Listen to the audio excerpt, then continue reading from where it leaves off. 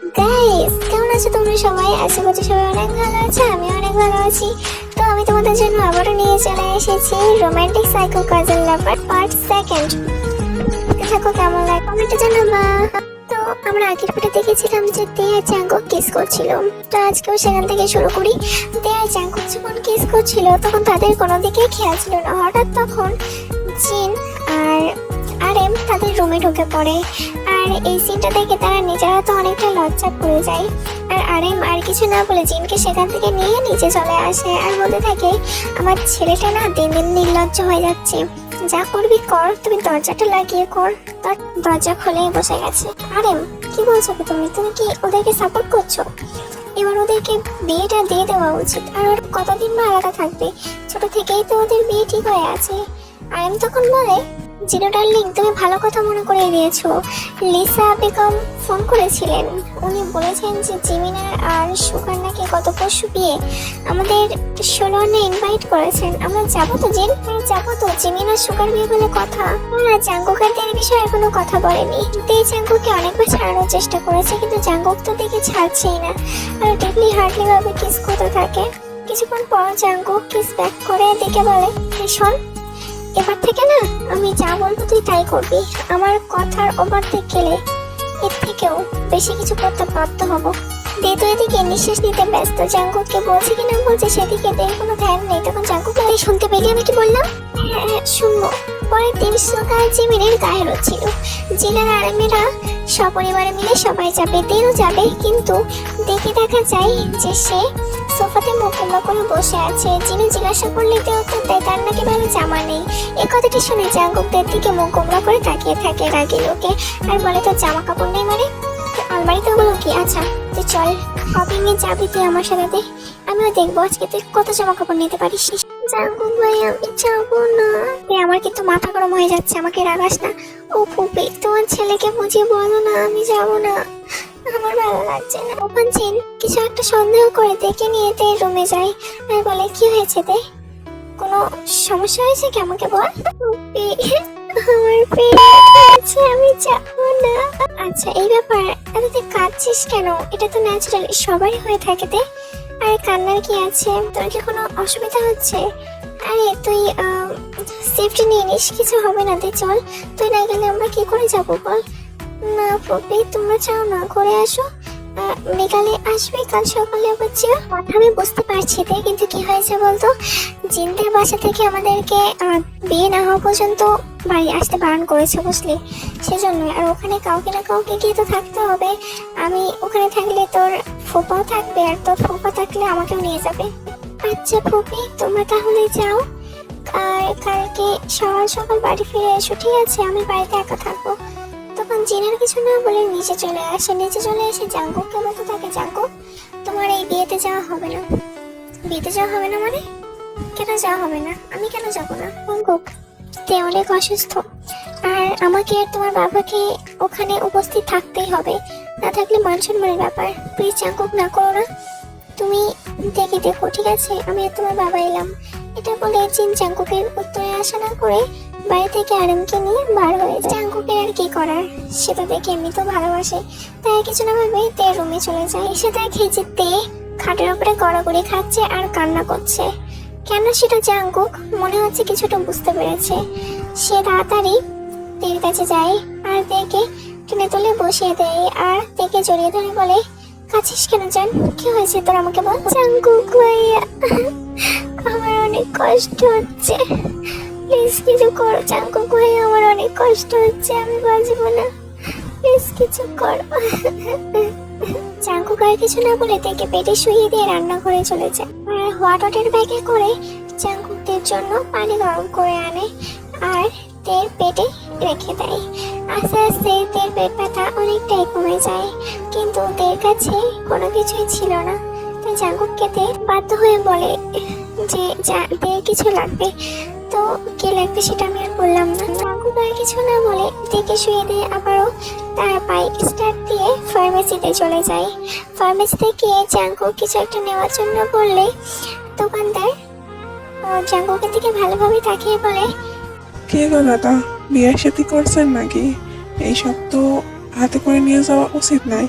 তখন জাঙ্কুক একটু রাগ দেখিয়ে বলে, ওই তোমার দেওয়ার কথা তুমি দাও, কিসে করে ওকে নিয়ে যাবো কি কিসে করে নিয়ে যাবো সেটা আমার ব্যাপার।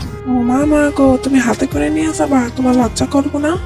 তখন জাঙ্কুক দোকানদারের কলার চেপে ধরে বলে, ওই তোকে জোরে কইতে কইছি আমি তোর দেওয়ার কথা, তুই দে নইলে অন্য দোকানে যাচ্ছি, তোর মনে হয় বিক্রি করার কোনো ইচ্ছাই নাই। এই নেন। জাঙ্কুক দোকানদারের হাত থেকে প্যাকেটটি নিয়ে বিল পেমেন্ট করে বাড়িতে এসে দেখে তে আবারও কান্না করছে। জাঙ্কুককে দেখে আবারও চাপড়ে জড়িয়ে ধরে আর বলে, কি কি হয়েছে জান, তুই কাঁদছো কেন? আমারও কি তোমার বের হচ্ছে? জাঙ্কুক, আমার মাথা যন্ত্রণা হচ্ছে জাঙ্কুক হয়ে। তখন জাঙ্কুক থেকে বলে, তে আমার কাছে আয়, আমার পায়ের উপরে মাথা দিয়ে শুয়ে পড়, আমি তোর মাথা টিপে দিচ্ছি। তে সেটাই করে, জাঙ্কুক মাথা টিপে থাকে আর তে টানা 6 ঘন্টা ধরে ঘুমায় শুধু। তে যেহেতু সকালবেলায় চান করেছে সেজন্য জাঙ্কুক থেকে আর ডাকেনি আর লাঞ্চও করেনি জাঙ্কুক। এভাবেই সন্ধ্যা হয়ে যায়। জাঙ্কুক সন্ধ্যাবেলায় জাঙ্কুক থেকে ডেকে দেয়, কারণ জাঙ্কুক সেভাবেই তখন থেকে বসে আছে ডেকে তার কোলে মাথা রেখে। আর জাঙ্কুকও যেহেতু সারাদিন কিছু খায়নি, জাঙ্কুকেরও খেতে পেয়েছে। আর তে আজ সারাদিন যেহেতু ঘুমিয়েছে জাঙ্কুক, সেজন্য দেখে ডেকে দিয়েছে। আর তেও উঠে বলে, জাঙ্কুক ভাইয়া এত তাড়াতাড়ি ডেকে দিচ্ছে কেন, আমার কোনো ঘুম আসছে বলে জাঙ্কুকের কোলে মাথা রেখে জাঙ্কুকের কোমর জড়িয়ে ধরে আবারও ঘুমিয়ে পড়ে। আরে তে শোন, কয়টা বাজে দেখেছিস? সন্ধ্যা 6টা বেজে গেছে, ওঠ তে। আরে তে কি করছিস, ওঠ। জাঙ্কুক ভাইয়া ডেকো না তো, আমার ঘুম আসছে, তুমি যাও তো, তুমি খেয়ে নাও, আমার খিদে পাইনি, আমি ঘুমাবো। তে দেখ তোর শরীর খারাপ, প্লিজ খেয়ে নে। আর কি করবে, তেও জাঙ্কুকের কথায় উঠে পড়ে খেয়ে নেয়। খাবারটা কিন্তু জাঙ্কুক নিজের হাতে করে থেকে খাইয়ে দিয়েছে। তে তো পুরো আশ্চর্য হয়ে যাচ্ছে জাঙ্কুকের এমন ব্যবহার দেখে, যে মানুষটা তার সাথে ভালোভাবে কথাই বলতো না সে এমন করছে তার সাথে। তো যাই হোক, এদিকে আমাদের তে জাঙ্কুকের কাছে বায়না করে আজকে জাঙ্কুককে তার পাশে থাকতে, কারণ তার কখন কি মানে দের এরকম সময় অনেক কিছুই খেতে ইচ্ছে করে, যেরকম আইসক্রিম আচার অনেক কিছুই।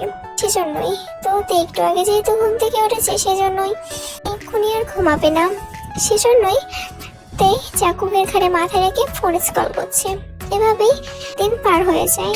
এদিকে আমাদের জিমিন আর বিল্লুটার কিন্তু বিয়েটা হয়ে গেছে। এদিকে আরেম আর জিন বাড়িতেও চলে এসেছে। কিছুদিন পরে সুস্থ হয়ে গেলে তে কলেজে যাওয়া আসা আবার স্টার্ট করে, কিন্তু তাদের এই ট্রুথ ডেয়ার খেলাটা কিন্তু বন্ধ হয় না, এদের যেন নেশাতে পরিণত হয়েছে খেলাটা। তো সেই জন্যই তারা আজকেও আবার খেলছিল। আজকের খেলাতেই দেখে যেহেতু ডেয়ার নিয়েছিল সেজন্যই দেখে বলা হয় তাদের সাথে বাইরে গিয়ে ড্রিঙ্ক করতে, আর দেও বাকি করবে রুলস আর রুলস। তো আমাদের জাঙ্কুক সচরাচর এই বাড়িটারে খুব একটা আসে না, কিন্তু জাঙ্কুক যেহেতু জাঙ্কুকের বাবার বিজনেস সামলাচ্ছে তাই জাঙ্কুকের একটি মিটিং পড়ে এইবারেই, মানে এটা বার না হোটেল বলা যায়। তো জাঙ্কুক এখানে দেখে জাঙ্কুকে তো মাথায় হাত পড়ে যায় যে তে ড্রিঙ্ক করছে। দের পরনে একটা শর্টকাট ড্রেস পরা, ঠিক যেভাবে পারে লেডিসরা ডান্স করে, আর তে তো মাতলামি হয়ে নাচ করতে শুরু করে দেয়। আর দের বন্ধুরা দেখে মানে নেশারও একটা ড্রাগস খাইয়ে দেয়, যেটা খেলে তে ছেলেদের কাছে যেতে বাধ্য হবে। মানে আমি কি বলতে চাইছি তোমরা নিশ্চয়ই বুঝতে পারছো। আমি তো তে ছেলেদের সাথে বেশি ঢলাঢলি করছিল, জাঙ্কুকেরা দেখে তো অনেকটাই রেগে যায়।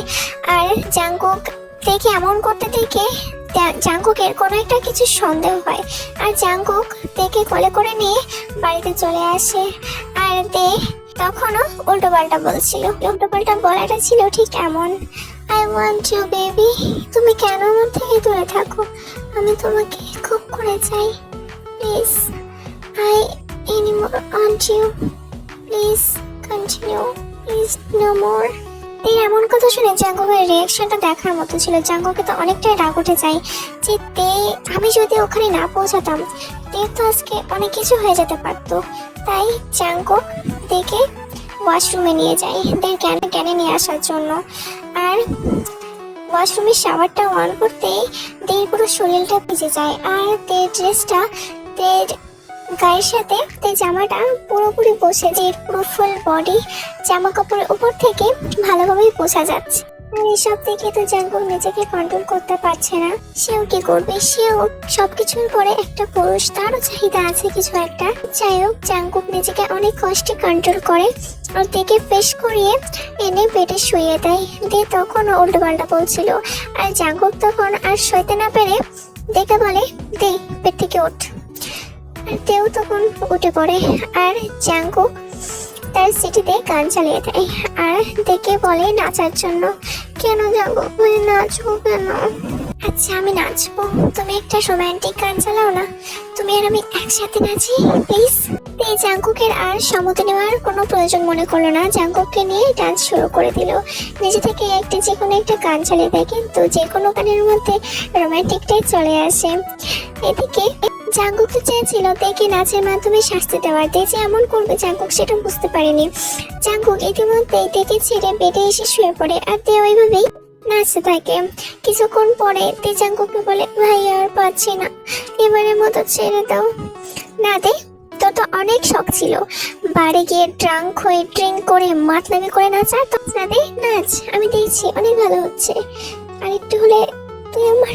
এটা বলেই জাঙ্কুক দেখে গিয়ে জড়িয়ে ধরে আর কান্না করে দেয় আর বলতে থাকে, তুই জানিস তোর কিছু হয়ে গেলে আমি বাঁচবো না তে। ব্যাস, তে জাঙ্কুককে আর কিছুই বলতে দিল না। ইতিমধ্যেই তে জাঙ্কুককে কিস করতে শুরু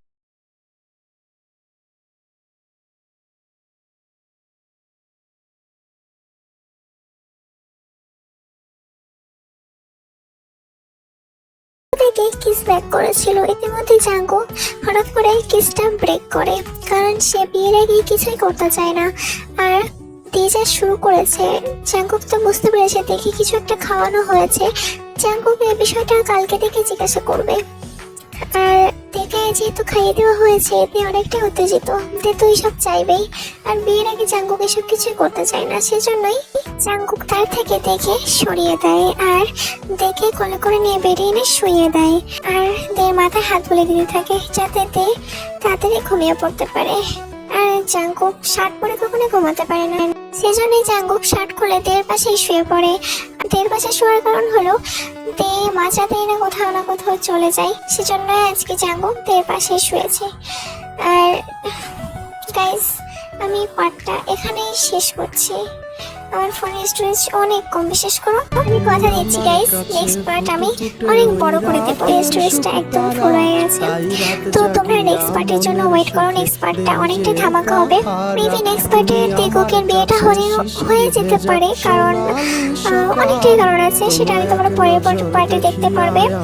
তো মাই অল কিউটি পাইগুলা, লাভ ইউ সো মাচ, আল্লাহ হাফেজ, বাই বাই। একটা কথা বিশেষ করে আমি এতটা এক্সাইটেড কোনো স্টোরিতে হইনি যতটা এই স্টোরিটাতে হয়েছি। আমি অনেক হ্যাপি জানানো এই স্টোরিটা বানানোর জন্য। মানে আমি নিজের মন থেকে ভাবছি আর বানাচ্ছি যে এরপরে কি দিলে ভালো হয়। তো তোমরা দেখো, লাইক করো, কমেন্ট করো, প্লিজ আমার চ্যানেলটি সাবস্ক্রাইব করো, প্লিজ প্লিজ প্লিজ। আমি তোমাদের কাছে ভিক্ষা চাইছি, প্লিজ আমার চ্যানেলটা সাবস্ক্রাইব করে দাও। তো লাভ ইউ, বাই বাই।